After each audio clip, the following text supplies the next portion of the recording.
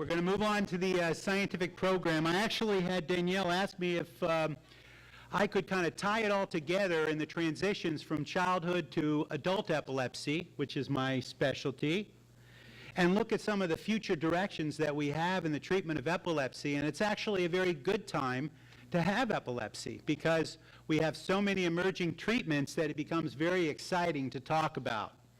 And I like to think of it as somewhat of a tip of the iceberg type of syndrome, because while we're looking out over the crowd, and some of you may have epilepsy, we could certainly never know that until you have the seizure. And at that point in time, we're drawn to a dramatic clinical manifestation of what is only part of the underlying individual's life. So as you heard this morning quite eloquently, there are many different facets, many different components, all that need to be addressed when somebody's first diagnosed with epilepsy. And you heard much about the consequences. This was actually from survey information that was taken from a large group of people with epilepsy.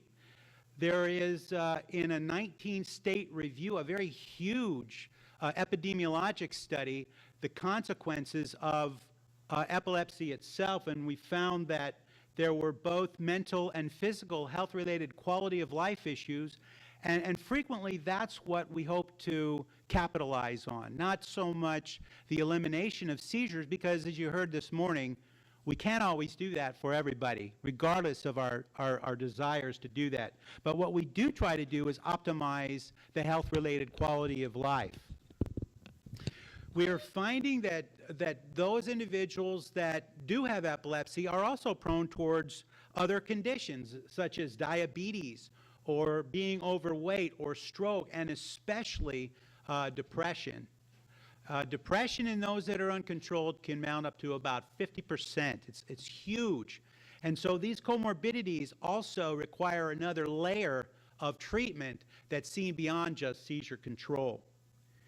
You heard a very nice presentation by Dr. Cox earlier on memory and cognitive impairment. We see that as a triple-layered problem, not only one from seizures, but what causes the seizures from a brain perspective, and also the effects of the anti-epileptic drugs or their combinations that we choose. Injury, unemployment, household, lifetime income, healthcare overutilization, it all happens. I didn't mention the one thing that's perhaps the most devastating, which is fatality. And one of the people that I showed you actually passed away from their epilepsy, one of my favorite patients. And so this breeds the consequences of what patients complain of. They're very much fearful as to what will happen to them down the road. When will the next seizure come to pass? Will it be in an area where people will understand, or will it be where they're by themselves? There are life limits that are set, and a great stigma that occurs for some of the people that live with this condition.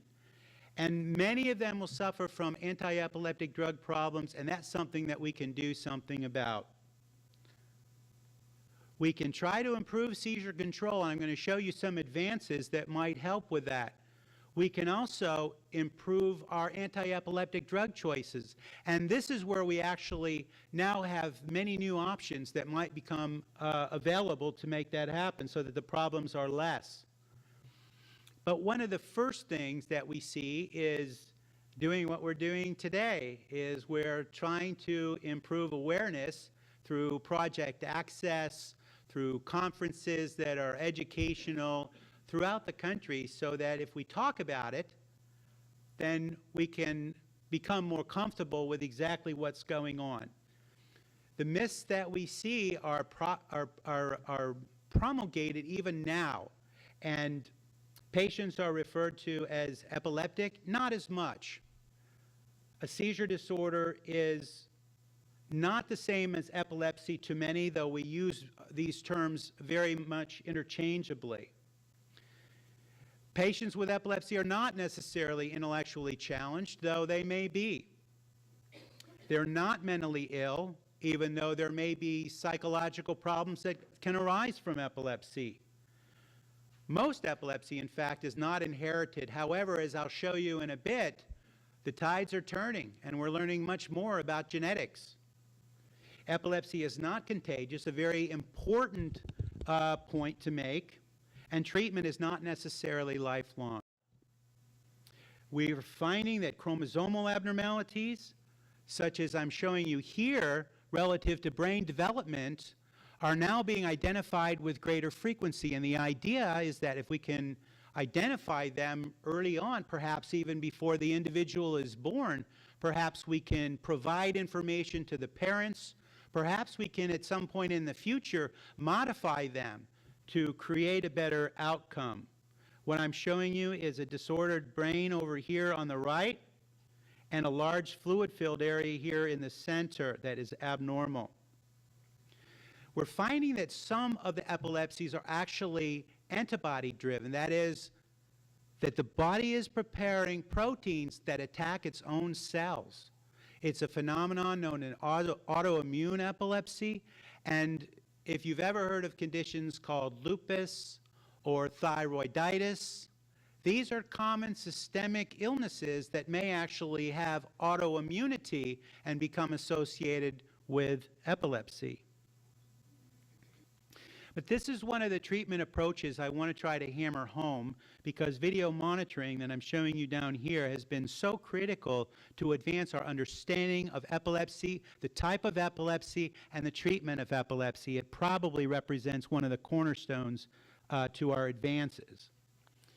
But with a newly diagnosed, one drug exposure, if that doesn't work, a second drug exposure, as you saw earlier, it's much, much less the second time around. So the response to drug number one is the most critical likelihood of whether somebody's going to respond to drug treatment at all. After the second drug failure, then we recommend video monitoring to try to figure out, is this somebody that's got some other condition, or if this is somebody that has epilepsy, are they going to remain refractory, and are they a candidate for additional treatment, such as epilepsy surgery? Because if they're not, they cycle through drug number 3 and 4 and 5 and 6 and 7 and so on and so on and so on. Drug resistance now starts at 2. You saw the numbers that were presented by Dr. Abrams and Dr. Sheth earlier, but about half respond to drug number 1, and that's pretty good. So you're optimistic right from the get-go. When they fail drug number 1 and go to drug number 2, 13%, 14, 15, maybe even a little bit higher, but not much more than that. Okay, drug number 2, also you're optimistic. Drug number 3, less than 5% are going to respond. So that is the new definition of what we refer to as drug-resistant epilepsy. Failure of 2 drugs in appropriate doses for an appropriate period of time to consider them as drug failure. 2 drugs. Drug resistance is usually seen right from the get-go. In children, they actually may have a higher initial response, but then there's a greater likelihood of loss down the road. So the definition of drug resistance is in terms of how are you defining seizure control. If you define it other than 0 seizures, you're really not talking about seizure control. If you're looking at it for the first 3 months, which is what many drug studies do, you really don't give somebody the benefit of looking at a more protracted period of time that might represent their life more adequately. So we have 24 drugs now for epilepsy. It's an exciting time. We have 5 new ones in the last 2 years. That's pretty dramatic, because before 1993, it was 15 years before we had anything beyond Dilantin, Tegretol, Phenobarb, Mysoline, and Zorantin. So we have more than tripled the initial market in terms of what we have available, and that's good, because now we can individualize therapy for individuals based on their tolerability, efficacy, and safety.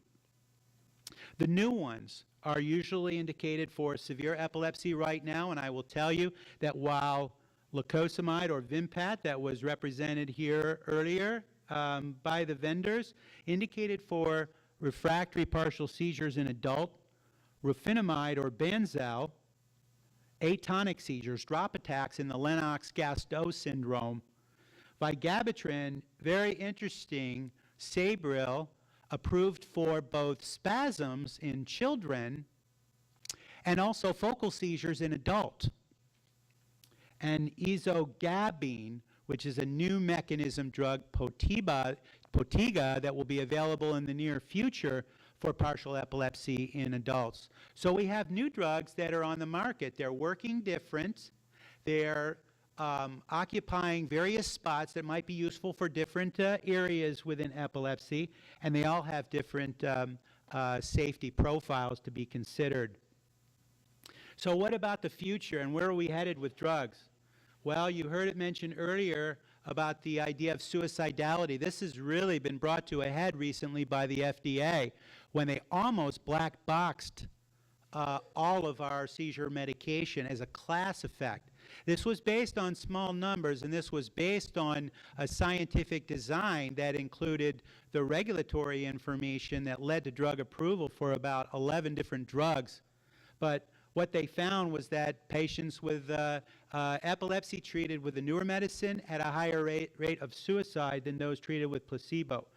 We now know through emerging evidence that it's probably more a reflection of depression and the types of drug that have been utilized in the treatment regimen, such as Keppra or Mysoline or phenobarbital or Topamax, some of the higher risk drugs that can have neuropsychiatric consequences. Driving behavior, we recently published some work looking at patients that have driving behavior. There's been a big thrust, it kind of comes and goes on the legislative level about should we make sure that everybody reports themselves to the state that has one seizure. It still happens that way in some states, but not in our state. In our state, you must be 6 months seizure-free of any seizure type before you're legally eligible to operate a motor vehicle, and there's no mandatory physician reporting. We found in our recent study that patients' behaviors in the clinic can actually be the tip-off as to who will be the one to obey the law and who will not obey the law. And it's as you think, the ones that say, I've got to drive, I've got to drive, I've got to drive, those are the ones to watch out for. And regardless of how fervently the family or the doctor tell the individuals they can't drive, they do. They're the ones that are the high-risk individuals for disobedience and car accidents that you see over here. The greatest advances are coming on pharmacogenomics. That's just a fancy term for let's look at genetics to see if we can't predict how people are going to do with their drugs. Great idea. It's led to this individualized therapy that's wonderful and based on the genetics of an individual, because we've now solved the human genome. We know what makes the genetics of an individual work. What we're identifying now are individuals that are at risk for some of these serious side effects like Stevens-Johnson syndrome, such as toxic epidermolysis necrosis, that have a risk of death. And we're able to predict, based on genetic testing, who is most likely to have that reaction. The first drugs that have been associated with this are drugs like Tegretol and Trileptal in Asians and Han Chinese. But it's going to extend to other populations, and it's going to extend, hopefully in the future, to efficacy. So we'll be able to identify, based on genetic testing, whether you're pre-programmed to develop drug-resistant localization-related epilepsy, and rather than going the 20 years before you have epilepsy surgery, perhaps being able to identify you early on so you can have your operation when you're 20 instead of 60 or 40 or whatever. So very exciting.